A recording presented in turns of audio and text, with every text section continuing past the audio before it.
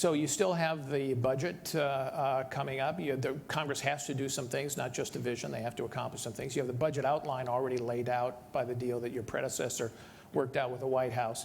But the details need to be worked out. Right. And there's some discussion, maybe we're going to have another shutdown, showdown over funding of Planned Parenthood or funding of, now we have the Syrian refugee issue. And it runs out, I guess, early December. So are you going to avoid that? Yeah, so December 11th is the date you're talking about.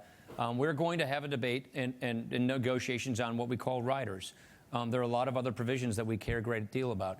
For instance, there are a number of regulations being, churned out of this administration that we think are killing jobs, that are holding back small businesses, that are making it harder for working families to get ahead.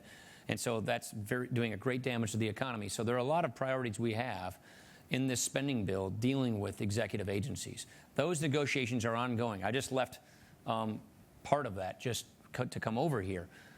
That's going to happen. The refugee issue, we don't want to wait. We don't think that we should wait for December 11th, an omnibus appropriations. That's why we're intending on moving this week.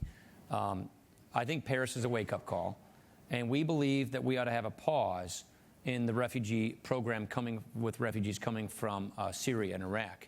What we're worried about are members of ISIS trying to infiltrate themselves among the refugee population.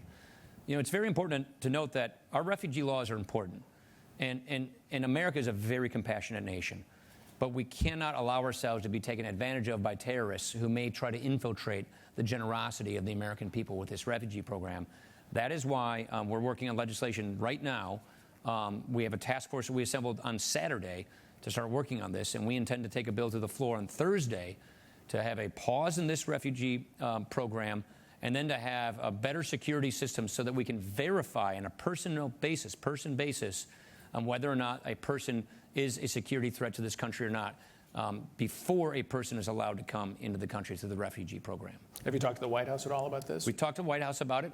Talking with Democrats. We're talking with our partners on the other side of the aisle, on the other side of the Capitol and the Senate. So we're having lots of conversations. We have a task force assembling this legislation right now. And we think we know exactly what we want to work off of. And we intend to bring this to the floor Thursday simply because I think there are a lot of people who are concerned legitimately that this refugee program does not sufficiently guard against an ISIS infiltration. Okay. But let me back up for 1 second since we're talking about ISIS in Syria. It's not just the refugee program. This is because we have a terrible foreign policy. This is because Syria is blown up, I would argue, in some reasons because of the president's foreign policy. The president's foreign policy with respect to Iraq, with respect to Syria. I think there are things we can do, such as safe zones, to take pressure off this situation.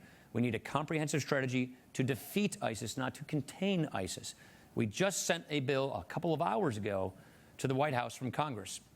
370 votes in the House, 91 votes in the Senate. This is a defense authorization. The defense authorization bill, which calls upon the president and requires a comprehensive strategy to defeat and eliminate ISIS. This will take a lot of effort, but we do not now have a sufficient plan to actually do that.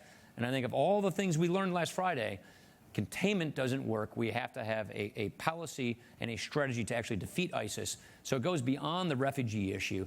This refugee point is just a down payment on many things that we intend to do.